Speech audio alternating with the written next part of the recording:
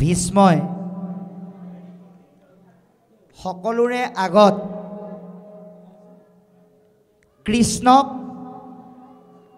চিনাকি কৰি দিবলৈ যাওঁতে যি বিষয় অৱতাৰণা কৰিছে এয়াই হৈছে ভগৱন্তক চিনি পোৱাৰ পৰম উপায়। সেইকাৰণে কৈছে যে হে মোৰ পুত্ৰসকল, এইজনে হৈছে জগতৰ ঈশ্বৰ, কিন্তু সকলোকে পৰীক্ষা কৰিবৰ কাৰণে দৈৱকীৰ পুত্ৰ হৈ এই সংসাৰত তোমালোকৰ মাজতে বৰ্তি আছে। তে নজনাৰ কাৰণে আপুনি আমি সামান্য বুলি ভাবি আছোঁ।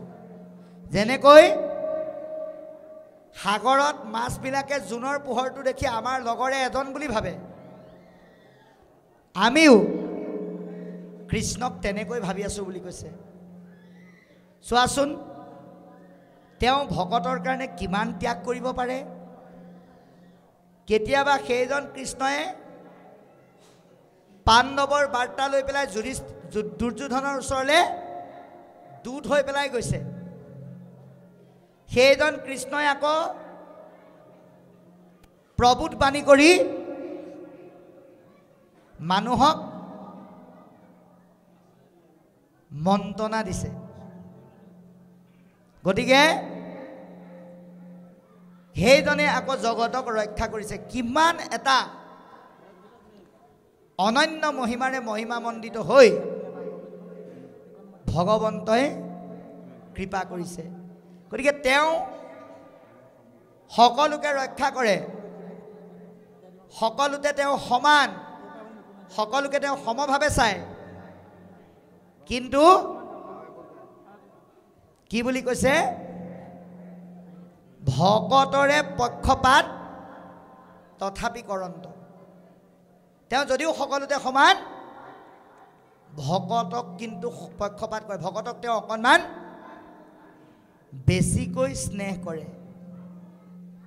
তে ভকতক যে অকণমান বেছিকৈ স্নেহ কৰে তাৰ প্ৰমাণটো দিলে ভীষ্মই। কি বুলি?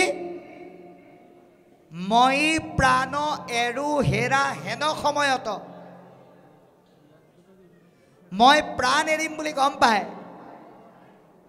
তেনে সময়তে তেওঁ আহি মোৰ ওচৰত উপস্থিত হ'ল। এইজনেই জগতৰ ঈশ্বৰ বুলি চকুৱেদি তেওঁৰ চকুৰ পানী ওলাইছে। এতিয়া কথা হ'ল, ভগৱন্তৰ এই প্ৰকৃত দৃষ্টিভংগীটো কোনে বুজি পায়? ভকতে বুজি পায় বুলি কৈছে। এতিয়া সমাজত আমি শান্তি, সম্প্ৰীতি, প্ৰেম আৰু ভক্তি, এই চাৰিটা বস্তু সৃষ্টি কৰিবলৈ হ'লে ভকত নামৰ সম্পদবিধ সৃষ্টি কৰিব লাগিব। আৰু ভকত সৃষ্টি কৰিবলৈ হ'লে উপযুক্ত চিন্তাৰে, সঠিক ৰূপেৰে, আধ্যাত্মিক গুণেৰে আমি মানৱ সম্পদ সৃষ্টি কৰিব লাগিব। সঠিক মানৱ সম্পদৰ যোগেদিহে পৰম ভকতৰ সৃষ্টি হয়। আৰু এনেহেন সম্পদৰ সৃষ্টিৰ কাৰণে ভূমিকা পালন কৰিবলগীয়া সমাজখনেই হৈছে আইসকল। গতিকে আপোনালোক আই মাতৃসকলৰ যোগেদি একোজন সবল মানৱ সম্পদৰ সৃষ্টি হ'ব, আৰু তাৰ যোগেদি আমি ভকত পাব পাৰোঁ। সেইকাৰণে আইসকলে এটা কথাৰ ওপৰত গুৰুত্ব দিব লাগিব যে আজি কুন্তীক বিধৱা সাজত দেখি ভীষ্মই যিখিনি কথা বুজাইছে তেওঁকে প্ৰমুখ কৰি আমাৰ আইসকলেও সেই কথাখিনি উপলব্ধি কৰিবলৈ হ'লে প্ৰথম কথা, প্ৰথম স্কন্ধত 4 গৰাকী মাতৃক, 3 গৰাকী মাতৃক প্ৰাধান্য দিছে, 4 গৰাকী নহয়। এই 3 গৰাকী মাতৃৰ ভাৱনাটো আইসকলে ল'ব লাগিব। কেৱল ডাঙৰ দীঘল হৈ মাক দেউতাকে উপযুক্ত ল'ৰা এটা চাই পেলাই এগৰাকী আই মাতৃক বিয়া পাতি দিলে সেইগৰাকী মাতৃ হ'ব নোৱাৰে। অৰ্থাৎ বিয়া বাৰু কৰাই সংসাৰী হ'লে এগৰাকী আয়ে মাতৃ হ'ব নোৱাৰে যেতিয়ালৈকে ভক্তিময় চিন্তনেৰে মমতাময় ভাৱনাবিলাকক সাৰোগত কৰিব নোৱাৰে। সেইকাৰণে এটা কথাৰ ওপৰত আমি বিশেষকৈ গুৰুত্ব দিব লাগিব। কি ভাষণ, ভূষণ, ভূষা আৰু ভাষা। আই মাতৃৰ যোগেদি উপযুক্ত সম্পদৰ মাধ্যমেৰে ভকত সৃষ্টি হ'বলৈ হ'লে আইসকলৰ কিশোৰী অৱস্থাৰ পৰাই অভিভাৱকসকলে শব্দৰ ওপৰত গুৰুত্ব দিব লাগিব, সাজ পোছাকৰ ওপৰত গুৰুত্ব দিব লাগিব। আমি আধুনিকতাৰ কৰাল গ্ৰাসত পৰি আধুনিক সম্পদযুক্ত যুগত থাকি কিছুমান অমাৰ্জিত বস্ত্ৰ পৰিধান কৰিলেই আমি আধুনিকা হ'ব নোৱাৰোঁ যদিহে মনটোত সভ্যতা, সংস্কৃতি আৰু সত্যনিষ্ঠ বাণীৰে সঁচা অৰ্থত আধুনিকতাক আগুৱাই লৈ যাব নোৱাৰোঁ। সাজ পোছাকৰ পৰিধানে পথিমীয়া সভ্যতা সংস্কৃতিয়ে মানুহক কেতিয়াও আধুনিক কৰিব নোৱাৰে। আধুনিক কৰিবলৈ লাগিব ভগৱত ভক্তি আৰু সত্যনিষ্ঠ সংস্কৃতিৰ গুণ আৰু জ্ঞান। সেইকাৰণে বিবাহ পাশত আবদ্ধ হৈ সন্তান সৃষ্টি কৰিবলৈ যাওঁতে আইসকলে ঈশ্বৰৰ কৃপাক অনুগত হৈ ঈশ্বৰ ভক্তিক সাৰোগত কৰি মমতাময় চিন্তনেৰে নিজকে আগুৱাই লৈ যাব লাগিব। দৈব্য গুণেৰে বৈষ্ণৱ সম্পদ গুণ সম্পন্ন সন্তান সৃষ্টি কৰি পঢ়া শুনা পুথিগত বিদ্যাকে আদি কৰি আনুষাংগিক জ্ঞানৰ উপৰিও আধ্যাত্মিক জ্ঞানেৰে নিজৰ সন্তানক আগুৱাই নিব পৰাগৰাকীহে প্ৰকৃত মাতৃ। গতিকে এই চিন্তা আমি যদি কৰিব পাৰোঁ, ভীষ্মৰ পৰা কুন্তীয়ে পোৱা কৃপাৰ দৰে আইসকলেও ভকতৰ পৰা কৃপা লাভ কৰিবলৈ সক্ষম হ'ব। গতিকে এতিয়া কি বুলি ক'লে যে তুমি চিন্তা নকৰিবা, এই ঈশ্বৰকে সাৰোগত কৰি ৰাজ্য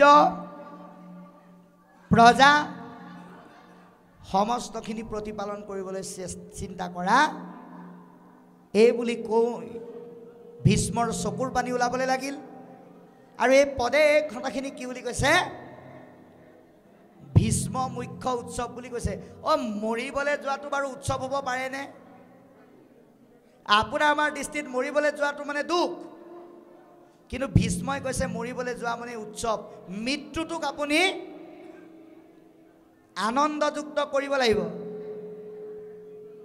এনেকুৱা এখন ৰাষ্ট্ৰ আছে য'ত জন্ম হ'লে কান্দে, মৰিলে কিন্তু হাঁহে। ভাবিলে যদিও আচৰিত লাগে। ভগৱত ভক্তিয়ে কৈছে মৃত্যুক উৎসৱলৈ পৰিণত কৰা। মৃত্যুটো এটা আনন্দ বুলি কৈছে। সংসাৰৰ তাপৰ পৰা আমি মুক্ত হ'লোঁ, তাকে যেনিবা আমাৰ এনেকুৱা মৃত্যু হ'ব লাগিব, বিশিষ্ট মৃত্যু, যাতে সংসাৰৰ তিনিটা তাপলৈ আপুনি আমি আৰু আহিব লগা নহয়। তেনেধৰণৰ মৃত্যুক আমি সাৰোগত কৰিবলৈ হ'লে আমি কি কৰিব লাগিব? জনা বুজা সুস্থ অৱস্থাৰ পৰাই ঈশ্বৰৰ নাম ল'ব লাগিব।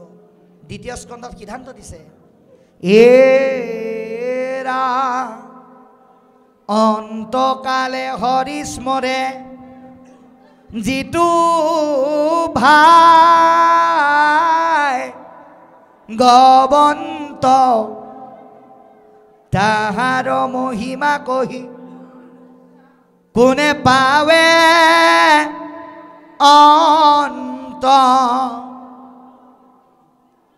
মৰিবৰ সময়ত ভীষ্মৰ দৰে যি ঈশ্বৰৰ নাম ল'ব পাৰে সেইজনৰ মহিমাৰ কথা কৈ কোনেও বোলে শেষ কৰিব নোৱাৰে। কিন্তু আপুনি মৰিবৰ সময়ত ঈশ্বৰৰ নাম ল'বলৈ হ'লে অখৰাটো কিন্তু এতিয়াৰ পৰাই কৰিব লাগিব। ভাওনাৰ দিনা বচন মাতিম বুলি যদি আপুনি অখৰালৈ নাযায়, বচন পৰিবৰ সময়ত নাট চোৱাজনৰ মুখলৈ চাই থাকিব লাগিব। ঠিক তদ্ৰূপ আপোনাৰ আমাৰ চূড়ান্ত ভাওনাখন কোনদিনা হ'ব?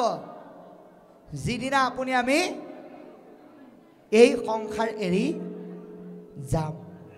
গতিকে সেইদিনা ভাওনাখন ভাল হ'বলৈ হ'লে ভীষ্মৰ দৰে আমি মৃত্যুটোক আনন্দলৈ ৰূপান্তৰ কৰিব লাগিব। শুনা সভাসদ পদ মহাভাগৱত, হে সভাৰ লোকসকল, ভাগৱতৰ পদৰ কথাখিনি শুনা, হৃদয়ে বিচাৰি লোৱা কথাৰ মহত্ব। ইয়াত যিখিনি কথা কৈ আছে সেইখিনি আমি ভক্তিভাৱেৰে হৃদয়ৰ মাজত বিচাৰি ল'ব লাগিব। আপুনি কথাৰ সাৰমৰ্ম তেতিয়াহে পাব যেতিয়া আপুনি ভগৱন্তক ভক্তি কৰিব। সেইকাৰণে মহাপুৰুষ মাধৱদেৱে শেষৰ ঘোষাপদ ভাগিত কৈছে, ভৱক ভাই ভজ ভগৱন্ত ভক্তিভাৱে। আমি ভক্তিভাৱেৰে ভগৱন্তক ভজিব লাগে। ভগৱন্তক ভজিলে কি হয়? ভগৱন্ত ভজিয়া পৰম গতি পাৱে। আৰু নভজিলে কি হয়? বোলে ভগৱন্ত নভজি চলয় যমথাৱে। ভজিলে ভক্তি কৰিলে পৰম গতি, নভজিলে কিন্তু যমৰ স্থান। এতিয়া সেইকাৰণে শাস্ত্ৰই সিদ্ধান্ত দিছে, যি ঈশ্বৰৰ নাম নলয়, সৎসংগলৈ নাযায়, সেইজনক বোলে মৰিবৰ সময়ত যমে ধৰে। ধৰি পেলাই হাত ভৰি বান্ধি বাটটো বোলে গৰম বালিত খোজকঢ়াই কোবাই কোবাই নিয়ে। মাৰৰ কোবত পৰি যায়, আকৌ পূৰ্বৰ পাপ স্মৰণ কৰি আকৌ দৌৰে, সেইমতে কোব খাই যমৰ শাস্তি খায়। কিন্তু সিদ্ধান্ত দিলে, এৰা স্বৰ্গ নৰক যিটো আছে, ঐতে দে খাই, কতো সুখী কতো দুখতে প্ৰাণ যায়। এই পৃথিৱীত স্বৰ্গ বুলি নৰক বুলি একো নাই। এই পৃথিৱীতে সকলোখিনি আছে। স্বৰ্গৰ সুখ, স্বৰ্গৰ ভোগ, বৈকুণ্ঠৰ সুখ, নৰকৰ দুখ এই পৃথিৱীতে আছে। আপুনি কোনটো লয় আপোনাৰ নিজৰ ওপৰত নিৰ্ভৰ কৰে। আপুনি বৈকুণ্ঠৰ সুখ এই পৃথিৱীত পাবলৈ হ'লে আপুনি কি কৰিব লাগিব? ইয়াত পদে কৈ গ'ল, সুদৃঢ় বিশ্বাসে গুৰুৰ জ্ঞানৰ মাধ্যমেৰে ভগৱন্তত আশ্ৰয় ল'বলৈ কৈছে। শৰণ ঈশ্বৰত আমি ল'বই লাগিব। কিন্তু শৰণ কেনেকৈ ল'ব? শৰণ মানে কি? আমি তাক জানিব লাগিব। শৰণ মানে হ'ল নিজক সমৰ্পণ কৰা এটা প্ৰক্ৰিয়া। অৰ্থাৎ একেবাৰে সাধাৰণ অৰ্থত যদি চাই, শৰণ মানে হ'ল আপুনি যেনিবা পোহনীয়া গাই এজনী বজাৰত বিক্ৰী কৰি দিলে, ওচৰেৰে বেপাৰী এজনীয়ে গৰুজনী কিনিলে, বেপাৰী এজনে গৰুজনী কিনিলে, ছমাহৰ পিছত ঘৰ পাহৰা নাই কাৰণে গৰুজনী আহি আপোনাৰ ঘৰ আকৌ ওলালহি। আপুনি যদি বেপাৰীয়ে গম নোপোৱাকৈ যদি আকৌ বেলেগ এজনক বিক্ৰী কৰি দিয়ে, বিক্ৰী কৰাৰ পিছত যদি বেপাৰীয়ে গম পায়, তেতিয়া আপোনাৰ অৱস্থাটো কিন্তু বেয়া হ'ব। এবাৰ বিক্ৰী কৰাৰ পিছত এটা বস্তু দ্বিতীয়বাৰ যেনেকৈ বিক্ৰী কৰাৰ অধিকাৰ আপোনাৰ নাই, কৃষ্ণত মনটো ভক্তিৰ যোগেদি বিক্ৰয় কৰি দিয়াৰ পিছত আপুনি তাক আৰু অন্য ফালে নিয়াৰ অধিকাৰ নাই। অধিকাৰ তেওঁৰ বুলি কৈছে। সেইকাৰণে নামত নিজক একাত্ম কৰিবলৈ কৈছে। ইয়াত টকা পইচা হানি বিঘিনি শ্ৰম একো নাই, কোনো ক্ষতিও নহয় বুলি কৈছে, ভাগৰো নালাগে বুলি কৈছে। কৃষ্ণ নামৰ সাগৰৰ পাৰ হ'বলৈ হ'লে নামৰ নৌকাত উঠি পেলাই আমি পাৰ হ'ব লাগিব, ভাগৰ নালাগে। কৃষ্ণৰ নামত যে ভাগৰ নালাগে, আজি আপোনালোকক তাৰ এটা প্ৰমাণ দিম। আমি আমাৰ ইন্দ্ৰিয়ক নামৰ যোগেদি জয় কৰিব পাৰোঁ। ভাগৱতৰ 2য় স্কন্ধত সিদ্ধান্ত দিছে, এ ৰাম ইন্দ্ৰিয়ক জিনিবাৰ আছে যা ৰমতি সততে কৰিবে যত্ন সন্তৰ সংগতি। সৎগুৰু সৎসংগৰ যোগেদি ঈশ্বৰৰ নাম ল'লে ইন্দ্ৰিয় দমন হৈ যায়। তাৰ প্ৰমাণ এটা চাব দেই। আজি 12:58 পৰা এতিয়া পুৰা 9 বাজিছে। আপোনালোকে ঘড়ী চালে গম পাব। 12:58 পৰা আপোনালোকে এতিয়া 9 বজালৈকে ইয়াত বহি আছে। কেনেকৈ বহি আছে? যদি নাম বা ভাগৱত নহয় এনেই যদি বহিবলৈ দিলেহেঁতেন, তেতিয়াহ'লে আপোনালোকৰ 2টা বজাতে, 2:30 বজাতে, 4টা বজাতে, 6টা বজাতে কাৰবাৰ হাতৰ বিষ, নাকৰ বিষ, কাণৰ বিষ, পেটৰ বিষ, বুকুৰ বিষ, ভৰিৰ বিষ, নখৰ বিষ আদি বাধ্যকৈ দেখা দিলেহেঁতেন। কিন্তু যিহেতুকে নাম, যিহেতুকে ভক্তিৰ অভ্যাস কৰিছে, ইয়াত সেইবিলাকে কেতিয়াও ক্ৰিয়া কৰিব নোৱাৰে। কুণ্ঠাবোধ নাহে, কাৰণ বৈকুণ্ঠ। গতিকে এই বৈকুণ্ঠত থাকি যিজনে কৃষ্ণক জানে, বুজে, উপলব্ধি কৰে, সেইজনৰ মনলৈ, জীৱনলৈ, পৰিৱেশলৈ কেতিয়াও ভয় নাহে। আৰু যিজনে ভয়ৰ পৰা মানে নিজক নিষেধ কৰিব পাৰে, ৰক্ষা কৰিব পাৰে, সেইজনেই জ্ঞানী, সেইজনেই গুৰু, সেইজনেই ভকত বুলি ইতিমধ্যে পদে আমাক ক'লে। সেইজনেই গদাপাণি বিকুদৰ সদৃশ মহাভকত। পিতামহ ভীষ্মই ভগৱন্ত কৃষ্ণৰ দিব্য ৰূপ চিন্তা কৰি তেওঁৰ হৃদয়ত সেই ৰূপ স্থাপন কৰি ভগৱন্তৰ গুণ গৰিমা প্ৰকাশ কৰিবলৈ আৰম্ভ কৰিছে। কি বুলি কৈছে? যে পাণ্ডৱসকলক, বিশেষকৈ অৰ্জুনৰ ৰথৰ সাৰথি হৈ তুমি তেওঁলোকক যুদ্ধত অৱতীৰ্ণ কৰাইছিলা। কুৰুক্ষেত্ৰ যুদ্ধত তুমি ৰথৰ সাৰথি হৈ পাণ্ডৱসকলক পৰিচালনা কৰাইছিলা। অৰ্জুনক জীৱাত্মা স্বৰূপ মান্যতা কৰি তুমি কুৰুক্ষেত্ৰ যুদ্ধত সমস্ত পাণ্ডৱকে কৃপা কৰিছিলা, কাৰণ তুমি ভকতৰ ৰক্ষক। ইয়াৰ যোগেদি আমাক এটা কথা কৈ দিলে, গোটেই কথাখিনিৰ মাজেদি কুৰুক্ষেত্ৰ যুদ্ধখনৰ এটা প্ৰতিচ্ছবি ভীষ্মই দাঙি ধৰিছে। যে তুমি কি কৰিলা? কুৰুক্ষেত্ৰ যুদ্ধত যুদ্ধ নকৰোঁ, ইষ্টমিত্ৰ কুটুম্বসকলক নামাৰোঁ বুলি খৰ পেলাই দিয়া অৰ্জুনক কৰ্মযোগ, বিষাদ যোগ, কৰ্মযোগ, জ্ঞান যোগ আৰু ভক্তি যোগৰ মাধ্যমেৰে শ্ৰীমদ ভাগৱত গীতাৰ জ্ঞান প্ৰদান কৰি খৰ পেলাই দিয়া অৰ্জুনক পুনৰ অস্ত্ৰ তুলি যুদ্ধত অৱতীৰ্ণ হ'বলৈ তুমিয়েই সাজু কৰিলা। গতিকে তাৰ যোগেদি পাণ্ডৱসকলে প্ৰকৃত বিজয়ক আজুৰি আনিবলৈ সক্ষম হ'ল। এতিয়া কথা হ'ল, ভীষ্মৰ স্তুতিৰ মাধ্যমেৰে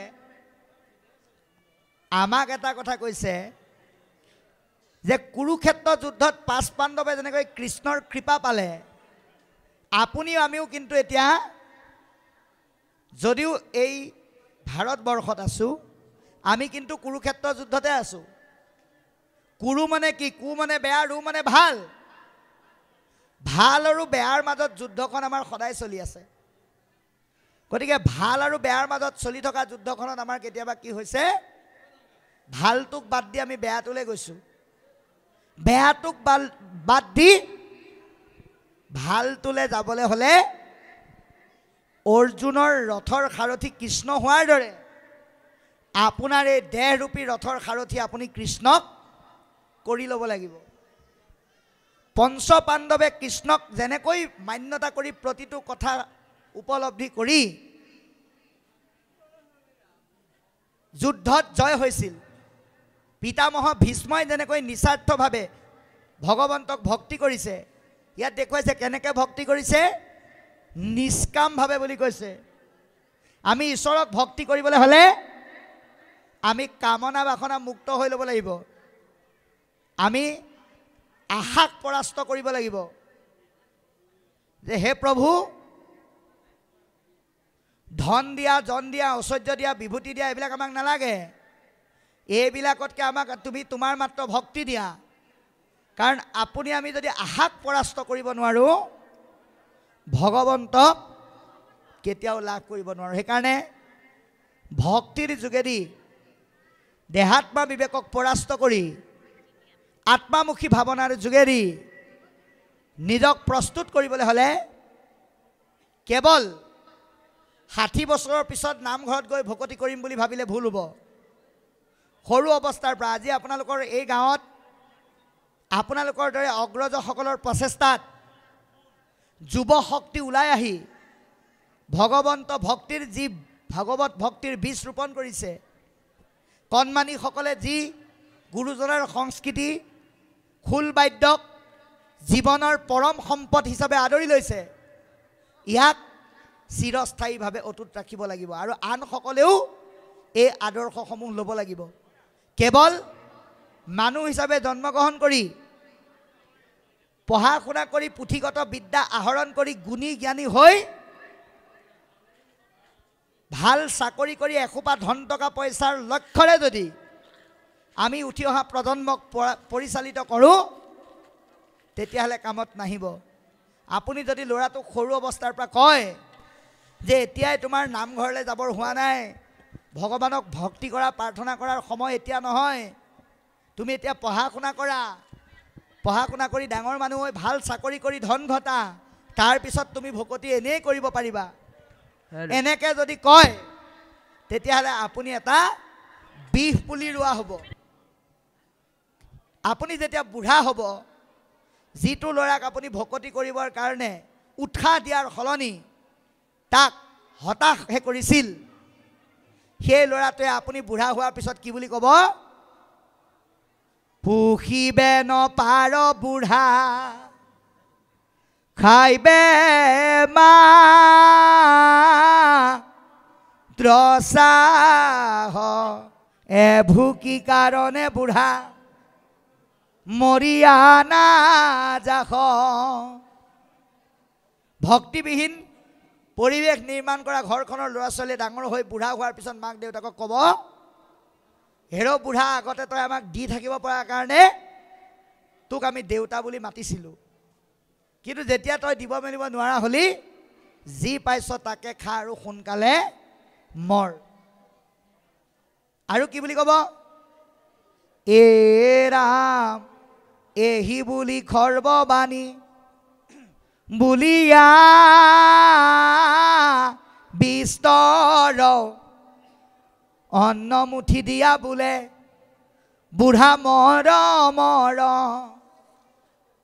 এনেকৈ অন্ন মুঠি দি হেৰ' বুঢ়া এই সোপা খা আৰু সোনকালে মৰ বুলি মান্যতা নকৰি অমান্য কৰিব। সেইকাৰণে ভক্তিবিহীন ঘৰখনত দেউতাকক পুত্ৰসকলে কৰা ব্যৱহাৰটো কাৰ লগত তুলনা কৰিছে? বুঢ়া বলধক যেন গৃহস্থে নাদৰে। হাল বাব নোৱাৰা বুঢ়া বলধক গৃহস্থই আদৰ নকৰাৰ দৰে ভক্তিবিহীন ঘৰখনতো গৃহস্থজনৰ ব্যৱহাৰ একেই হয়। সেইকাৰণে আজিৰ ভাগৱতৰ মূল বিষয়বস্তুৰ তত্ত্বই আমাক প্ৰতিখন ঘৰতে প্ৰতিজন ব্যক্তিৰ হৃদয়তে বয়স সময়ৰ কথা অনুধাৱন নকৰি বুজা মাত্ৰকেই ভক্তিৰ বীজ ৰোপণ কৰি সৎসংগমুখী হ'বলৈ আহ্বান জনালে। কিমতে ভকতি কৰিব তোমাত হৰি হৰি হৰি